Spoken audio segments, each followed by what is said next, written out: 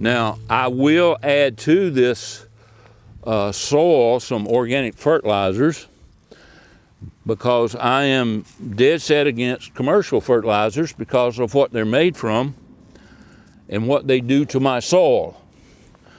Now, this soil that I'm planting here, I've been working with this soil, which was in the form of wood chips when I got it, for 5 years now. So when you come and ask me for some of my topsoil, I'm probably may not be receptive to the idea of you getting some of my topsoil. Okay, we have finished planting our garlic in the rest of this raised bed, but I would like to share with you some of the things, and I will be making a list of the soil ingredients that I use. It's not to say you got to use those. I just find them readily available in my area. If you live in a different area, it could be available there, but you could find some substitute. But in general, your soil needs to be really rich with organic matter, and it needs to have all the elements. The elements are endless, what's in the soil, because our Creator King made it. We're just trying to figure out what all he put in there, because, you know, the hospitals are full of people who go through that drive-through stuff all the time, and they don't get what they need to be getting instead of growing what they need to be getting out of the garden. I think if we were not going through the drive-through process so much, he would have the opportunity through our obedience to do things the way he wanted it to do. Matter of fact, here's where I get the drive-through. I just need to tell you this, because this is good. We see in the very start, Adam and Eve had two boys, Cain and Abel. Cain was the oldest. And Cain brought his sacrifice in at the appropriate time. Now, wait a minute. Torah wasn't given yet, was it? Or was it? How did he know to bring a sacrifice? How did the Creator satisfy Adam and Eve's sin? Was it not through the clothing from an animal skin? Well, I would say that a sacrifice was made. So here Cain brings his in, and it appears that it's not the appropriate one that he knew he needed to bring. So it satisfied him, but he knew what satisfied our Creator King, yet he didn't bring it. And what he says to Cain, he says, "Why is your face downtrodden? Do you not realize that sin is at the door? It wants to have you, but you must overpower it, so to speak, and not let it rule you." We know that's not the story, right? He rebelled. And Yahweh put a mark on him after he killed his brother Abel. But yet Cain never took Yahweh's judgment, okay? What he did is he went and built the first drive-through window in the form of a city and had somebody else do all the work, and he benefited from it. So he was laughing, saying, "Hey, I've outdone Yod-Heh-Vav-Heh," which we see today. The drive-through concept came all the way from Cain. Somebody else is going to do what I was told I had to do, and that was to earn my living by the sweat of my brow. Now, a lot of you are earning your living by the sweat of your brow, but he's talking about growing your food here. He's talking about you getting involved in it. It's the same thing in our families. Mom, Dad, if you're not involved in your children's life, they're going to die on the vine. I know from experience. So I'm talking to you about your garden. And the dirt would represent all the groundwork that you do in your garden as far as preparing your children for life. That dirt would represent what you do there, because they are growing in that good dirt, and when they get out and get in the ugly dirt of the world, they're going to want to come back to that good dirt because they remember what you taught them when they were children. So as we see, the fast food concept there is not viable for good living. So dirt is an important part of that. Organic matter, all the nutrients in there, as that organic matter breaks down, the plants naturally feed on that, and the transfer of the minerals, if the pH is right and the calcium is right in there, and if you're a medical student, you know where I'm going, that's the same thing that happens in the cells of your body that happens in the cells of those plants. So I go over this every time I get in a situation like this to talk about this, because it's so critical for our understanding of our Creator King and how much He loves us, that He would have us do this. Now, He's about the restoration of all things, and soon we will be back in that garden environment with Him, and we won't have the briars and the gnats and the ants and all those things that we have to fight with now. No weeds. It'll just be in the Garden of Elohim without all of that sin issue. So as we deal with our sin issue in our dirt and into the dirt of our own lives, He has the opportunity to rule and reign in our life. Now, I want to show you some other little raised beds that I have there in close proximity. So I'm going to start over here on my left. These are all temporary things. I'm going to move all these, but what you have here is turmeric.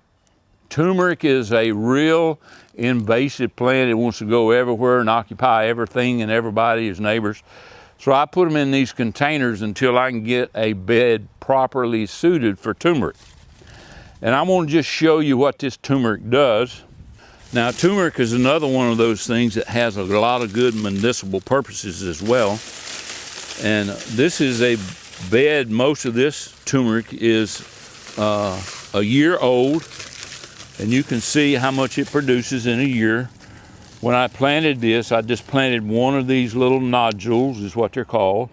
I planted one of those, and it's this in a year. So you can see you wouldn't have to plant a whole lot to get what you want, but this is very good. It's very good as far as your immune system is concerned, but it's not natural to the United States, but we're catching on. It's a native of India and that area, Pakistan and those things, but each one of these is things that they put in their food. And if you know, the India people have a whole lot less medical problems with digestive issues, blood issues, and cancers than we do, because they eat a lot of turmeric, which has a lot of the properties in it that not only fight those things that I just mentioned, but they also give you the proper antibodies and builds up your immune system. We're catching on that a lot of the people around the world are way ahead of us, because they don't have the medical system and depend upon drugs to get them their relief. They do a more natural thing, and that's what we think we ought to be doing ourselves. And I'm not anti-medical system per se, but I am about me controlling what goes on in my body, and this is one of the things I can use to help my body do what it's supposed to do. So I highly recommend that you get you some of this turmeric. Now, I'm going to downscale my turmeric operation a little bit, because I've got turmeric everywhere. And you will see my ginger operation here in a minute. But turmeric is very good. Just include it in your diet every day if you want to. It's very good for you. It gives you an immune boost that's incredible. We're going to look at some ginger over here in a minute. It's in the same family, but it has a little bit of a different purpose in life. So this is turmeric.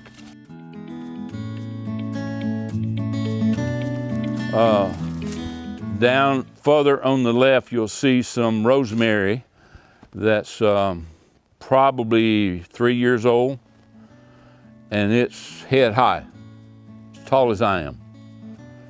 So in the right soil, with the right amount of water and sunlight, it will do good. Now, over here on this bed again, this is where my wife plants a lot of her herbs. And in the corner, I have left some mint and some lemon balm there, which makes real good tea. Tastes great, it's naturally sweet. You don't have to use any sweetener whatsoever. You'll be surprised at how refreshing it is naturally. So that's just something you can do. You can do it in a pot. If you don't have a raised bed, get you a pot. If you don't have anywhere but a balcony to set it on a balcony outside your apartment door. You can have your fresh tea every day you come in from work. Just take a little bit of both, steep it in a little pot of water, pour it in a big one, and add a little more water to suit your taste, and you got instant tea over some ice. What a great refreshing day, a refreshment after a long, hard day's work. On this side of the front yard, I have 3 basic raised beds here, and I want to talk to you about them. The one on the far side here is a permanent bed for asparagus. Now, if you'll notice, it's got what looks like a whole lot of stuff in it. But I want to talk to you a little bit here about this, because these are what feeds the bulb down at the bottom of the root pile, okay? Now, if you'll notice, this plant, this fern, does not have any seed balls on it. It is a male plant, okay? Now, if we could find a female in here, I'll show you what it looks like. But I don't see one readily available. Here's why. You don't want very many female roots, because it'll go to developing the seed rather than developing the root. Everything is developed from the root. The female plants will have seed that you can take those seeds and plant them, but it takes about 3 years to ever get an asparagus up from a seed. So you're better off about every 15, 20 years making a new asparagus bed, because these should last 15, 18, 20 years, 25 if your climate's better than ours where it's not so hot. So this is a permanent bed. It's asparagus. You can see it's 24 foot long and 2 foot wide. I get a lot of asparagus out of there for my wife and I. So what I will do is, when all those green ferns are brown, I'll cut that down with my weed eater, get all the trash out, put my organic compost back on the top of that, and that winter rains will sift all that down all the way to the bottom. In the spring, I will fertilize her lightly, and as it starts growing in about late March, early April, I'll be out here with my knife cutting some of that off and eating it. So that's a permanent bed. I don't do anything else with that bed. Now, this bed is a multi-purpose bed. Right now I have romaine lettuce, green and the red, and this is a part of our winter supply of lettuce. It's all organic. The soil is as deep as that bed is, and I build all my beds out of stuff that I have on hand, whatever it is.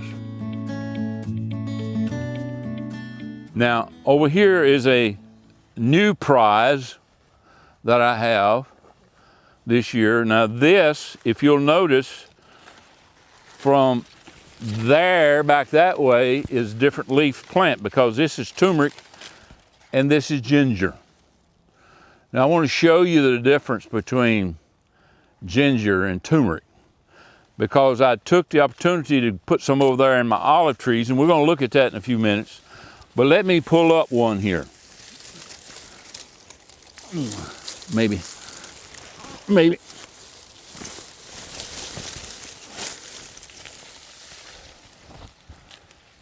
Now, I want to show you the difference in the turmeric and the ginger. Now, the ginger puts on more of a big root.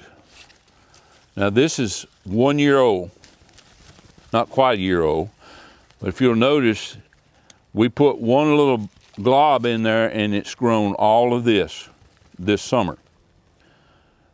So we were thinking about leaving this in the ground until it's 2 years old, and it's a lot more there. Now this all can be subdivided up and planted as that. Ginger is a real good medicinal herb as well. So this is a short-term keep as far as a raised bed. We can harvest that when the tops die off. We can dig all that up and store it and plant it somewhere else next year, or you can leave it in that bed if you want to dedicate a bed for that. But turmeric and ginger both will take over if you let it. Since our climate is very close to what Israel's climate is, I said, why can't we grow olives? Well, 6 years ago, I went down, believe it or not, to Lowe's and got 4 olive bushes. So these are 6 years old, have been bearing fruit for 5 years.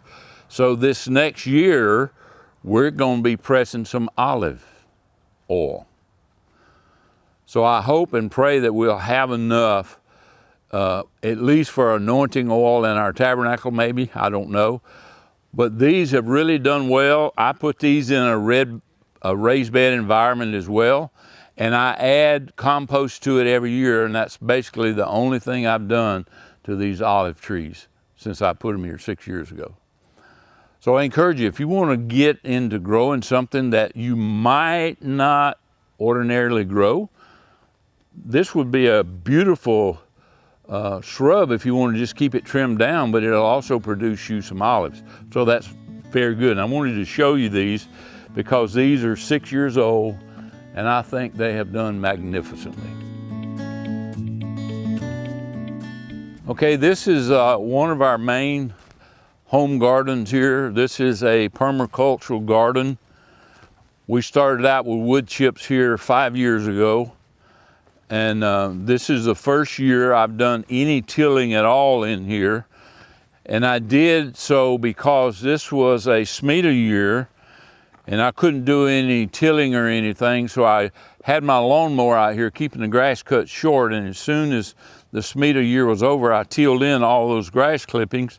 Here again, I wanted to give you a close-up view of how loose this soil is.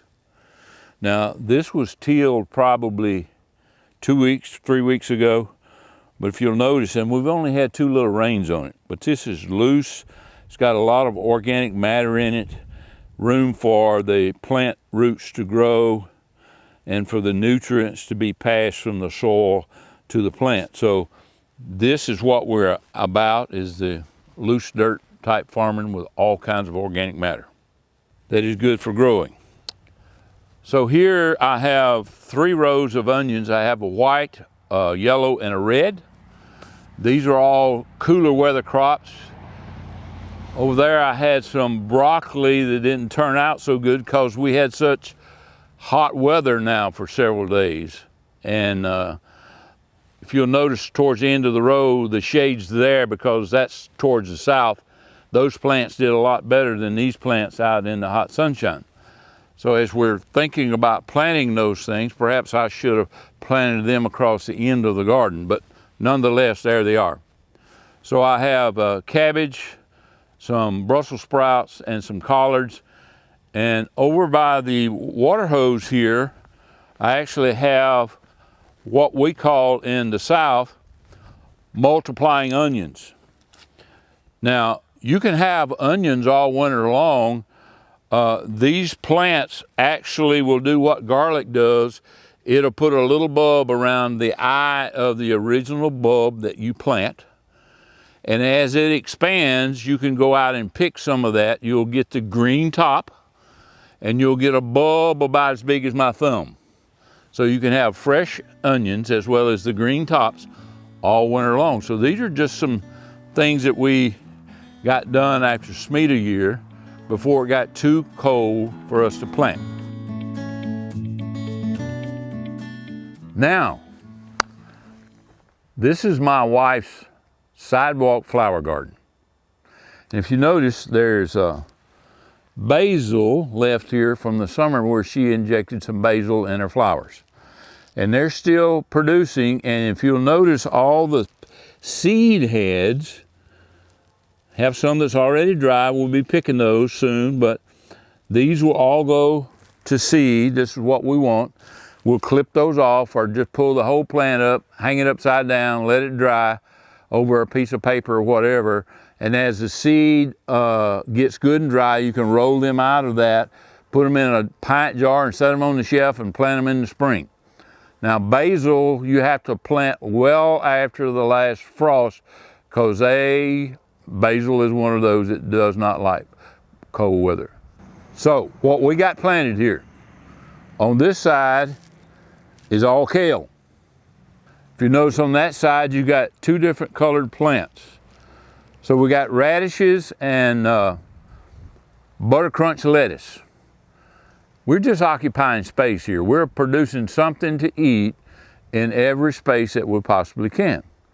This takes the pressure off of that garden out there and the other things that we need to be growing as well. So this is just an idea.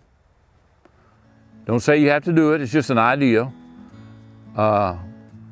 You probably have some good ideas you'd like to tell me about, so send us some information about things that you're doing. That'd be great. Another very interesting aspect of the soil is that it has a basic level of nutrients in the soil, whether you're adding something to it or not. So what we try to do is maintain the nutrients that are in our soil and not have just bare soil out there without something growing on it, to keep the nutrients in the soil active and add to them as we plant certain crops.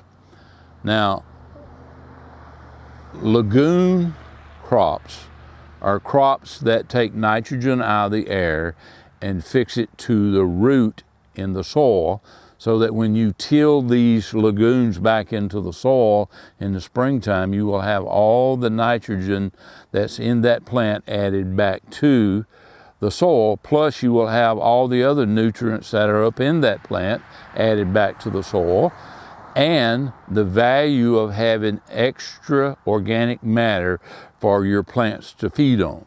So never have a crop place out like a garden without something growing on it. Even in the summertime, if you have a section that's not going to be growing vegetables and you're not going to grow anything on it for a month and a half, 2 months, plant some buckwheat. Buckwheat is ready to till under in 45 days, and you will have added that much nitrogen and organic matter back to your soil. So there's all kinds of interesting things we're going to learn about as we go through this next year of talking about harvest to harvest.